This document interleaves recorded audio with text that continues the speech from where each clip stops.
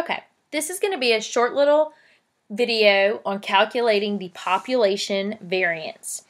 Just as there is a population mean and a sample mean, we also have a population variance and a sample variance. And remember, we talked about when we use the population, we're talking Greek letters, and when we're talking samples, we're talking English letters.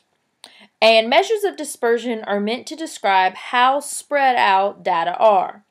Another way to think about this is to describe how far on average each observation is from the mean. Variance is based on the deviation about the mean. So for a population, the deviation about the mean for the observations is x minus mu. Now, to calculate the population variance, we need to find the mean of our set of data.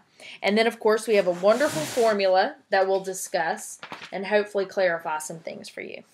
So we're going to say that this is the population, and we've got some scores here. I guess they could be some test scores.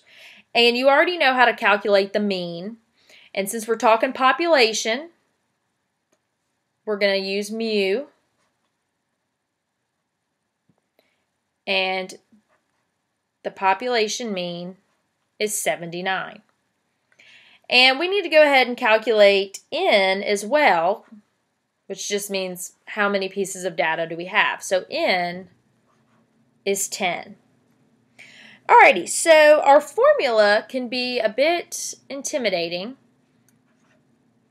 Standard deviation is equal to the summation of xi minus mu squared all divided by n. Okay, so what you need to do is you need to make some columns. And we've already got our data here. And let me move that down a little bit. Okay. And we want to find xi minus mu. Okay? What does that mean? That just means the piece of data minus the population mean. So here, it's going to be 82 minus 79, which is 3. Okay, and in our next column, next row, it's going to be 77 minus 79, which is negative 2. Then we have 90 minus 79, which is 11. And we finish filling out this column. That's going to be negative 8, negative 17, negative 11, negative 5, positive 5, positive 15, and positive 9. Okay? And a good way to check yourself right here is this column should actually add up to 0. Now, the next column we want to make is you want to take that number, the data minus the population mean, and you're going to square it. So for instance, 3 squared would be 9, negative 2 squared would be 4, 11 squared is 121, then we've got negative 8 squared, which is 64, negative 17 squared, which is 289, then we've got 121, 25, 25, 225, and 81.